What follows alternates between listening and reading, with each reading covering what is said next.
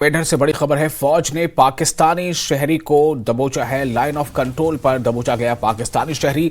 Mankot sector में हिंदुस्तानी हदूद में घुस आया था पाकिस्तान का शहरी। फर्द की शनाख्त मुनीर हुसैन की हैसियत से की गई है। पूछताछ जारी है। तो इस वक्त मेडर से अहम खबर है और इस वक्त हमारे साथ फोन लाइन पर जुड़ चुके हैं हमारे रिपोर्टर नाजिम मिनहाज। ज्यादा जानकारी के साथ नाजिम, क्या और मजीद जानकारी मिल रही है?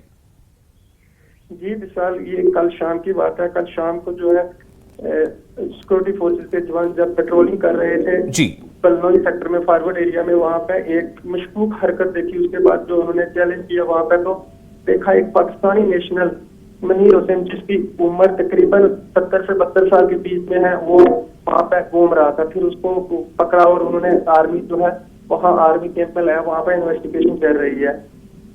जी विशाल जी, तो अभी उसके बारे में और क्या तफसीलात मिल रही है? उसका अपना क्या कहना है? कुछ ऐसी बात सामने आई है?